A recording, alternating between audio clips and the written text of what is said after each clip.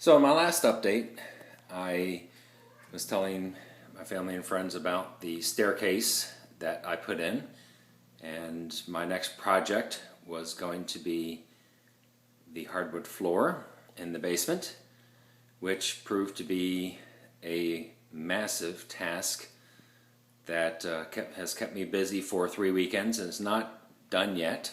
Still got quite a bit of work to do, but I wanted to send an update since it has been about 3 weeks. So what I was able to do here is I've now put the hardwood floor down, and of course this is on concrete, so I had to put the vapor barrier down and plywood and then this hardwood, and I used 5-inch width planks of hardwood, and that actually looks very nice. I still have to stain it and then polyurethane it, which will be the interesting part of the project, because I need it to match the staircase, which in my last video you saw I stained and polyurethaned as well. And there's a test board at the bottom there, if you can see that. I wanted to make sure that the boards that I was using for the floor with the stain matched, came close enough to the stairwell. And then this is the other section of the house, of the basement, which I also did the pool table room.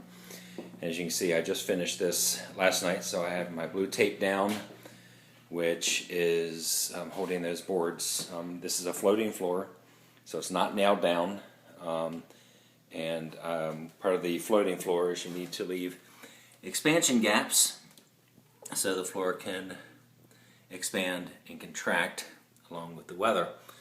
Now luckily I don't have a basement that has a moisture problem, so I'm fairly confident that this is built to last. And the hardwood is a 1/2-inch thick hardwood, and it is not traditional 3/4 inch thick solid piece, so it's also built for basement levels. Now as you can see, the pool table presented quite a challenge in laying not only the plywood but the hardwood floor, and I was able to install this floor without having to dismantle the pool table, which I do not have the expertise for, and to get someone to do is very expensive.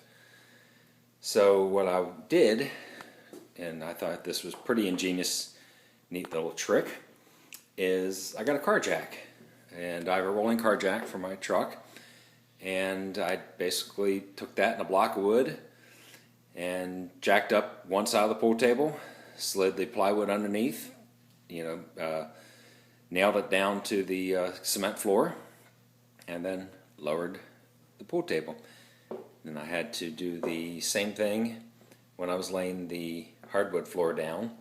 Just jack up one side, put the hardwood down, and put it down. So was able to do that without having to dismantle the pool table, which, as I said, is a very pricey prospect.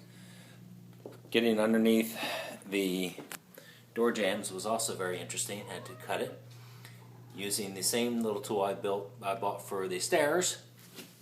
It's a nice little Dremel tool with a flat edge front. There's my helper again. And so my next steps now are to quickly and lightly sand the floor, which thankfully doesn't need sanding because it's not very rough, it's very smooth, and then start staining. And the stain is going to stink up the house for quite some time, and there's no way I'm going to be able to complete staining all in one day. Just for logistics purposes, it's not going to be able to be done. So I will send an update once the stain and polyurethane is done and we have everything back into the family room, so I can sit back and watch my big screen TV.